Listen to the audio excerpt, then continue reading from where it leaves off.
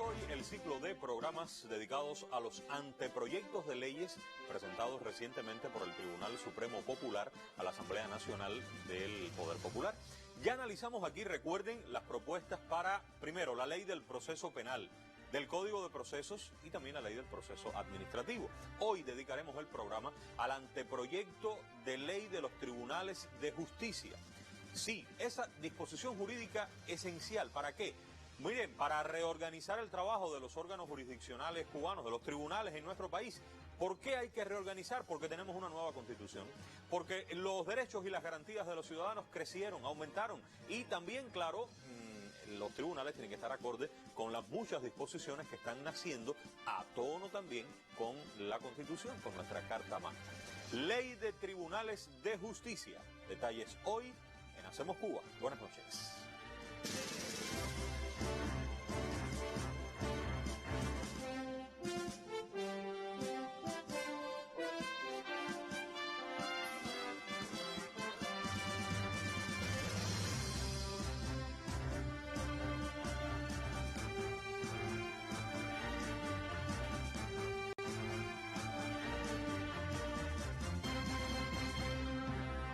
Recordemos dónde están los 4 anteproyectos: sitio web de la Asamblea Nacional del Poder Popular y también del Tribunal Supremo Popular.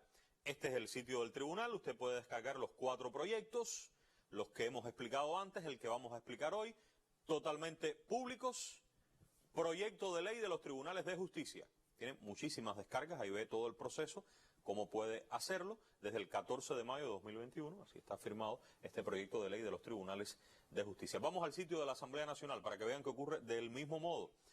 Los 4 anteproyectos de leyes, ejercicio democrático de participación popular, allí están públicos al unísono de la discusión que se desarrolla en todo el país con diputadas, diputados, especialistas. Nuestro pueblo tiene correos electrónicos para enviar todas sus opiniones sobre estos 4 anteproyectos. Repito, hoy vamos con la ley de los tribunales de justicia. Pero acompáñenme porque siempre este programa nació con la Constitución. Es importante el tema que tratemos, buscarlo en la Constitución. Y para eso me gustaría vamos a ver este artículo, el 148.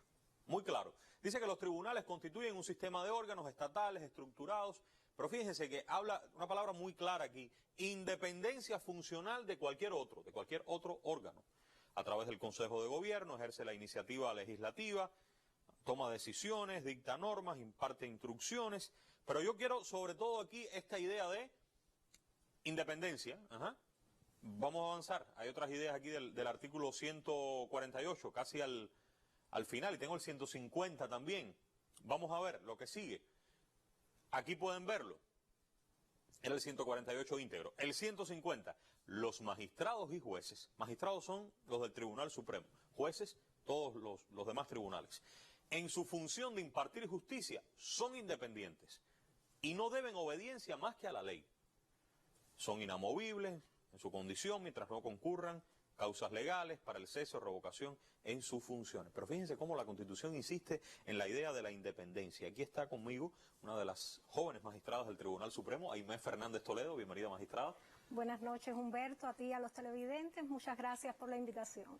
¿Pinareño usted? Sí. ¿Con experiencia en los tribunales en Pinar del Río también? A mucha honra, desde mis inicios en Pinar del Río, en los tribunales municipales, hasta llegar ahora al Tribunal Supremo Popular. Qué bien, qué bien. Entonces, y tremenda responsabilidad esta, porque sé que has trabajado durante un tiempo la ley orgánica, la ley que va a organizar, tal como decía, estructura, funcionamiento, lo más esencial de los tribunales en el país para un futuro. Recordemos que la ley vigente es del año 1997. Estamos hablando de muchos años, la realidad ha cambiado y por tanto se impone no solo el hecho de que tengamos, que es lo más importante, la nueva Constitución, sino que estamos hablando de muchos años y es trascendente que la nueva ley se parezca a la realidad cubana de hoy.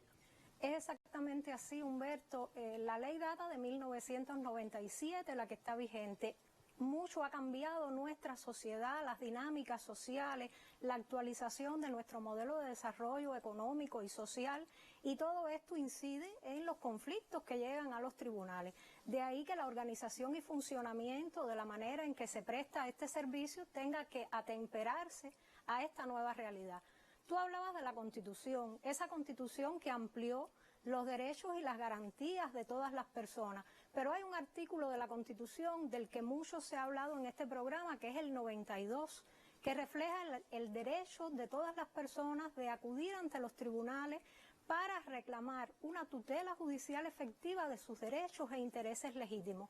Y esto marca una transformación sustancial de nuestro sistema de justicia, porque la organización, el funcionamiento tiene que abrirse a esa nueva realidad, a esos nuevos tipos de conflictos, al acercamiento de la justicia a los entornos allí en los que se producen. Bueno, pero quisiera traía estos artículos al inicio, magistrada, porque creo que es una ley como las anteriores que debe contar con el consenso popular, y independientemente que es una ley dedicada esencialmente a ustedes, a los tribunales, todos estos temas tocan al pueblo de una forma u otra.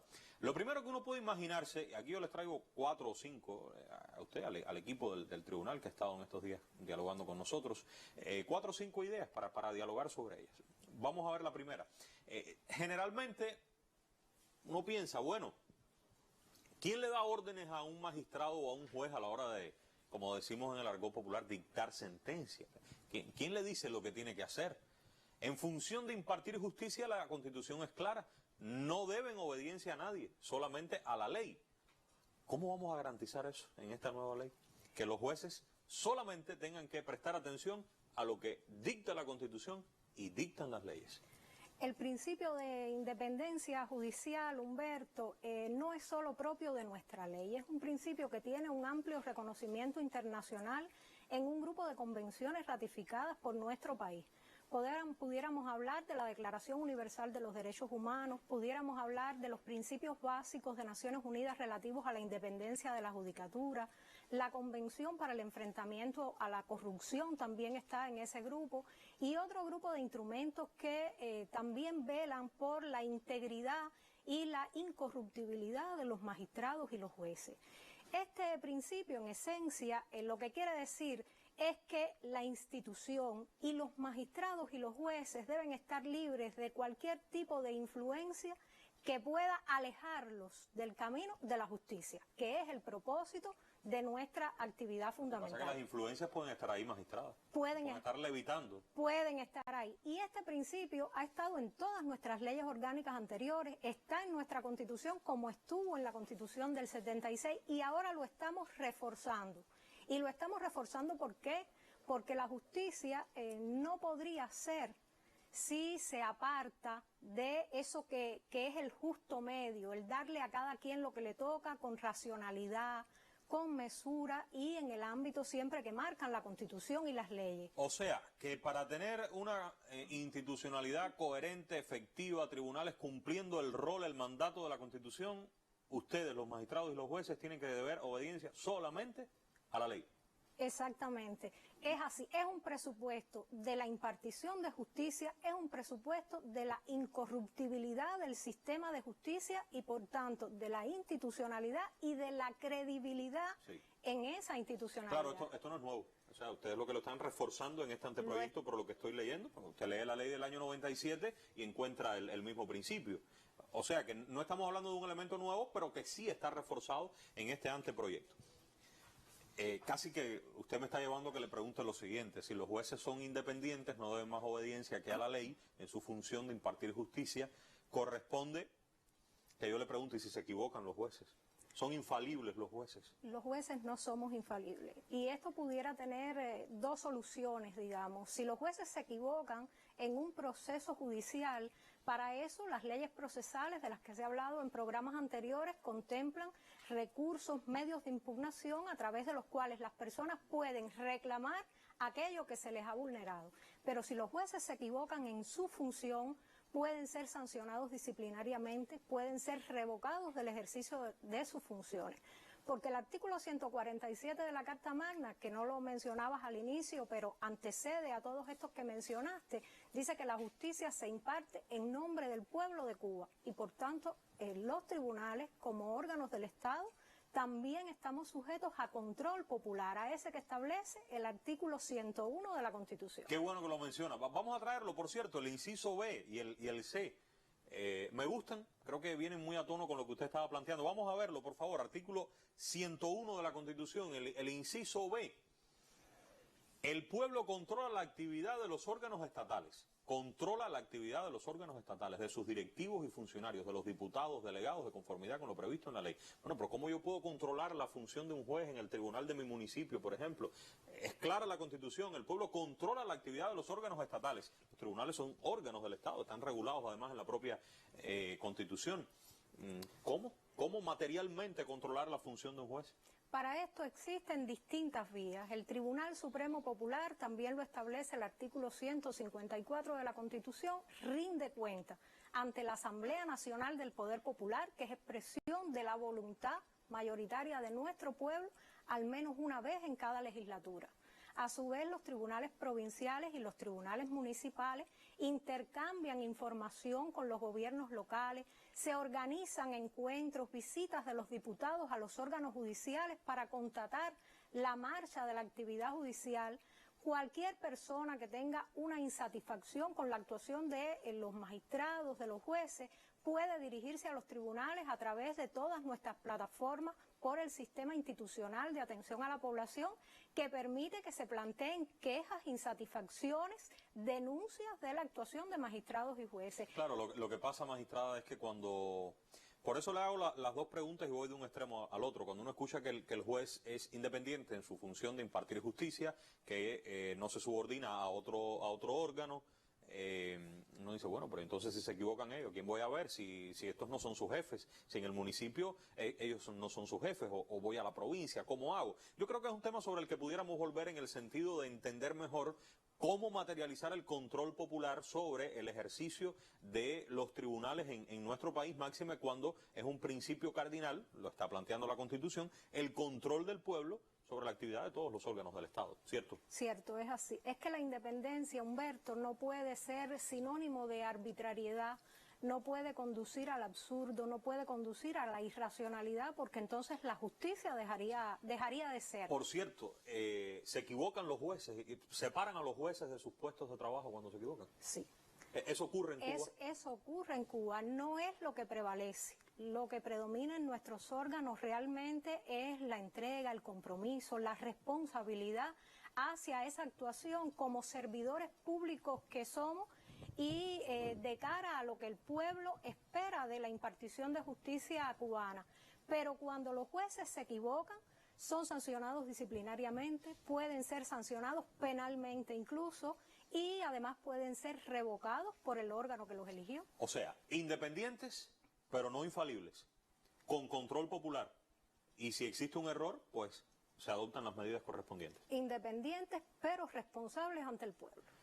Bueno, vamos a ir a un segundo tema, por favor. Tiene que ver con, ya lo hemos hablado en los programas anteriores. Yo tengo un dilema, una situación en el municipio donde vivo. Y resulta que no es en el tribunal de mi municipio donde se va a ventilar eso. Yo me imagino que viviendo, por ejemplo, en un pueblo relativamente pequeño, el juez a lo mejor hasta me conoce, pero si tengo que ir al pueblo de al lado o a la cabecera provincial, ya no tiene nada que ver con mi realidad. Entonces, yo digo, no siempre el tribunal que conoce de un problema, de un asunto, es el más próximo al ciudadano, el más cercano a la realidad de él y a la del conflicto que se ventila. ¿Podemos arreglar esto con este anteproyecto o se va a quedar como está hoy? Esto se rectifica con este anteproyecto y con todos los demás, entre los cuales existe una horizontalidad, una coherencia muy estrecha. La norma para dar cumplimiento a este artículo 92 de la Constitución establece que la mayoría de los conflictos se conocen y resuelven por los tribunales municipales populares y tienen muchas ventajas para las personas, porque al estar más cerca el órgano que resuelve ese problema que la persona tiene de su realidad, pues está mejor informado, se le facilita tanto la presentación de documentos, de escritos, de peticiones, puede participar con más facilidad en los actos de justicia, puede dialogar, acercarse más fácilmente a los tribunales, pero a la vez, si esta persona se siente inconforme con el resultado de ese asunto, pues tiene la posibilidad de establecer un recurso que denominamos apelación, que es mucho más amplio, es mucho más garantista, porque le da la posibilidad de combatir todo lo que haya acontecido en ese proceso. Es una segunda oportunidad. Es una verdadera, íntegra segunda oportunidad. Que ya no sería en el municipio. Ya no sería en el municipio, sería en el Tribunal Superior. Tenemos que decir también, Humberto, que no sería posible, no sería racional con esta cantidad de asuntos que estamos previendo que lleguen a los tribunales en la medida en que se ha abierto el acceso a la justicia, que todos los tribunales municipales conozcan de todos los tipos de asuntos. Y para eso este proyecto de ley está extendiendo una práctica que ya existe en algunos tribunales del país de crear secciones territoriales que conjugan, son órganos judiciales que conocerán de determinados tipos de asuntos de varios municipios. Eso es lo que aquí en la capital tenemos hoy como tribunales de familia, como tribunales de lo laboral. ¿Y eso no alejaría de nuevo? No, porque para esos casos se implementan medidas específicas que le facilitan a las personas presentar los documentos, por ejemplo, en el tribunal que le queda más próximo, o permiten que en caso de celebrarse un juicio, una comparecencia, sea el tribunal el que se desplace y no las personas hacia el órgano judicial. Y conjuga, tiene una ventaja, que es que conjuga el acercamiento de la justicia a la persona con la especialización que se traduce en más calidad de ese servicio. Yo creo que esta vocación de la ley de acercar la justicia a las personas es indudablemente muy positiva, pero me pregunto si en todos los tribunales municipales existirán todas las condiciones para asumir esta tarea tan grande. No es lo mismo un municipio grande, con determinadas condiciones, que otro municipio más pequeño, quizás con menos jueces, menos, digamos, un tribunal menos robusto, y ahora a todos les va a tocar más o menos por igual. ¿Qué han hecho ustedes para que en todos los municipios de Cuba se pueda lograr lo que están pretendiendo con este anteproyecto de ley? Bueno, lo primero, Humberto, es que esta no es una tarea de los tribunales municipales, no es una actividad exclusiva de los tribunales municipales, es del sistema de tribunales. Y por tanto, desde la dirección del Tribunal Supremo hay una vocación de acompañar permanentemente cada una de estas transformaciones. Esto que estamos haciendo y que ahora se extiende no es nuevo. En el año 2006, el Decreto Ley 241 llevó a los tribunales municipales asuntos de mucha complejidad, como son esos conflictos que se producen en las relaciones entre los vecinos.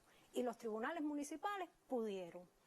Hasta el día de hoy. Que antes no era así. Que antes no era así, antes se conocían en el Tribunal Provincial. En el año 2012, con el Decreto Ley 310, se llevó a los tribunales municipales el conocimiento de aquellos delitos sancionables con penas de hasta 8 años de privación de libertad que antes se conocían en el Tribunal Provincial. Y los tribunales municipales pudieron. Es decir, hemos tenido aproximaciones sucesivas a esta realidad de ir acercando la justicia al municipio que han dado resultados positivos. ¿Significa esto que todo está logrado? Por supuesto que no. Hay mucho que estudiar, hay muchas novedades que incorporan los proyectos que van a requerir de un tiempo de preparación y de un acompañamiento permanente a esa actuación de los jueces. Bueno, tengo otro tema, magistrada. Voy quedando muy satisfecho con sus respuestas, pero tengo un problemita que lo trae la Constitución, no yo. Vamos a ver el artículo 99 de la Constitución un momentico, si me ayudan. Porque esta es otra de las situaciones que nuestra fabulosa Constitución nos pone sobre la mesa. Dice el artículo 99 que la persona a la que se le vulneren los derechos consagrados en esta Constitución y, bueno, sufriere daño o perjuicio por órganos del Estado, es un tema sobre el que hemos hablado mucho, sobre sus directivos, funcionarios o empleados, en fin, esa persona tiene derecho a reclamar ante los tribunales la restitución de los derechos y obtener la correspondiente reparación o indemnización. Esto lo está diciendo claramente el artículo 99, o sea, reclamación de derechos consagrados en la Constitución ante los tribunales, pero no encuentro en los tribunales cómo reclamar esto. Ya se va a resolver esta situación. Sabemos que este artículo 99 merece una ley, pero sabemos también que los tribunales deben estructurarse en función de cumplir este mandato de la Constitución. ¿Ya lo tendremos?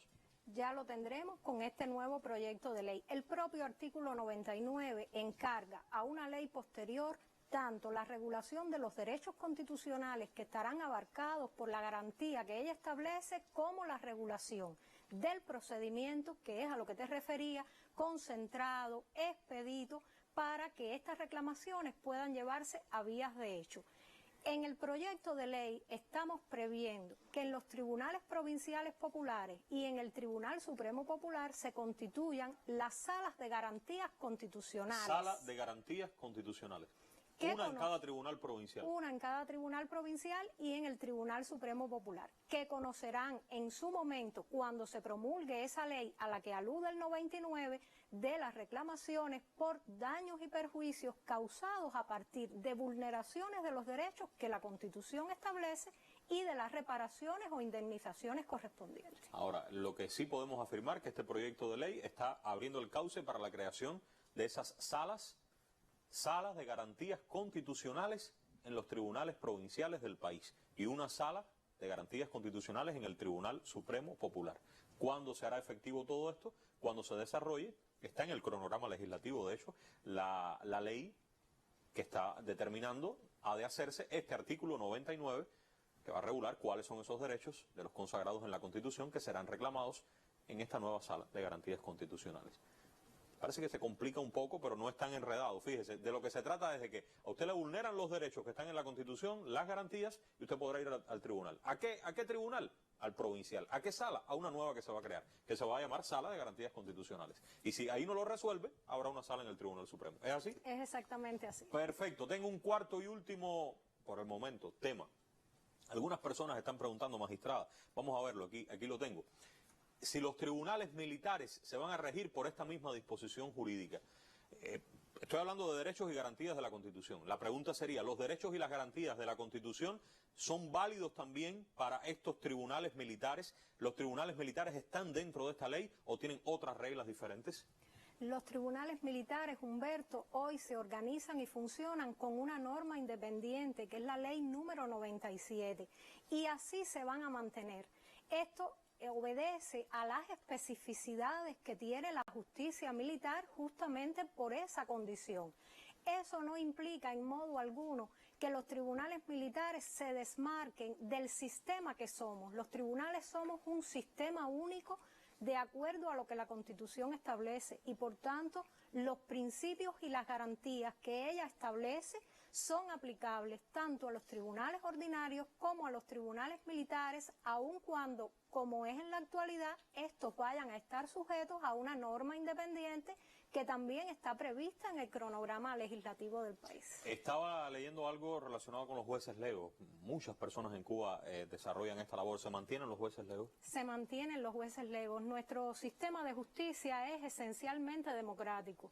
Esa también es una forma de control popular, de control del pueblo sobre la impartición de justicia, porque los jueces legos intervienen en esos actos de juzgamiento, en esos actos de conocimiento de todos los asuntos en igualdad de derechos y deberes con los jueces profesionales. Y en este proyecto estamos previendo que se mantenga la participación popular para la mayoría de los asuntos. Quedarán reservados a un juez profesional, Humberto, determinados asuntos que la experiencia y práctica de estos años nos ha dicho que allí no es necesaria la presencia del juez lego. ¿Cuáles serían?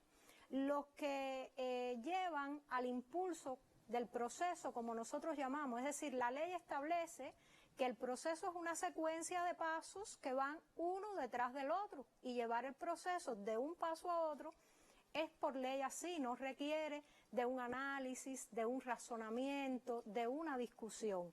Por tanto, en esos asuntos solo estarán realizados, esos trámites solo estarán realizados por un juez profesional. Ahora, donde exista análisis, debate, reflexión, estará un juez lego. Allí estarán los jueces legos. Bien, hemos consumido el tiempo. Cuando ha estado con nosotros el presidente del Tribunal Supremo, Rubén Remigio Ferro, que ojalá pueda regresar en cualquier momento, siempre hablamos del acceso a la justicia y de la tutela judicial efectiva. Son dos derechos consagrados en la Constitución. Hablamos del artículo 1, Estado socialista de derecho y de justicia social. Revolución tiene que ser justicia, y la justicia es mucho más que la justicia en el ámbito judicial, pero sin una justicia efectiva en los tribunales, el Estado socialista de derecho y de justicia social no se va a materializar. ¿Cómo lograr ese acceso efectivo, real, a la justicia con los tribunales atemperados a este momento? tribunales con las puertas abiertas para que usted pueda llegar a ellos, tener acceso a esa justicia. Primer paso. Segundo, que sea efectiva. Por eso tutela judicial efectiva.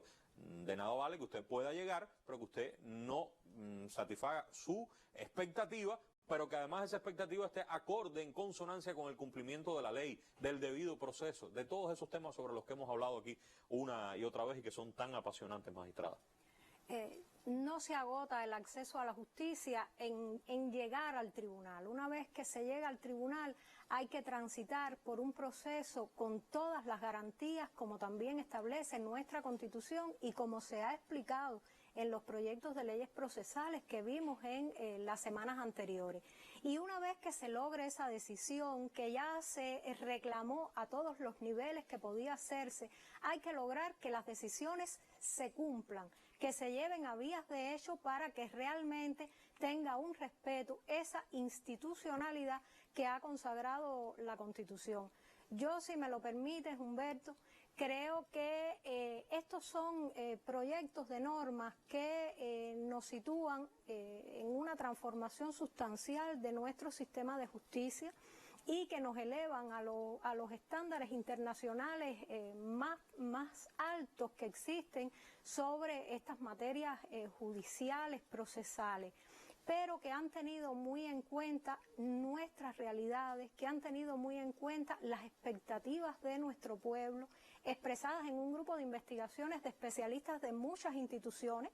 Es una obra colectiva y que en síntesis se traducen en más humanismo, en más inclusión, en más diálogo entre las personas y los tribunales, en más garantía y en más justicia. Esa que proclama el artículo 1 de la Constitución. Y en efectivo cumplimiento de la voluntad popular, porque los mandatos de la Constitución son los que están signando todo esto. Las leyes no están diciendo nada nuevo, en definitiva. Las leyes lo que están es desarrollando aquello que nosotros, la mayoría, votamos sí. Más del 86% de los que ejercimos el derecho al voto en la Constitución. Bueno, como se sabe, estos 4 anteproyectos iban a ser presentados en la sesión de la Asamblea Nacional. La batalla epidemiológica, el momento en el que se encuentra el país, ha impedido el desarrollo. Como saben ustedes, no va a ser posible la Asamblea Nacional en la fecha prevista. De todas maneras, ustedes han adelantado todo un trecho muy amplio de debate y análisis en cuanto a la situación epidemiológica, así lo favorezca. De seguro la Asamblea Nacional va a conocer de estos 4 anteproyectos y favorablemente convertirlos en ley y se comenzarán a cumplir. Nuestro programa va a estar al pendiente de eso, pero también de otras dinámicas que pueden surgir en las próximas semanas cuando ya el verano va adelante. La televisión tiene su programación de verano que ya va echando a andar y nosotros estaremos cediendo este espacio a esos temas, pero con la alerta, reitero, de si las circunstancias, si el momento requiere que tratemos algunos de los temas desde la perspectiva jurídica que estén en la cotidianidad del país, vamos a llegar en el mes de julio o en el mes de agosto y estaremos acompañándoles de inmediato aquí en nuestro programa. Gracias por su presencia. Gracias a ustedes. Ha sido un placer. Aunque por ahora es todo, en cualquier momento, muy pronto regresaremos.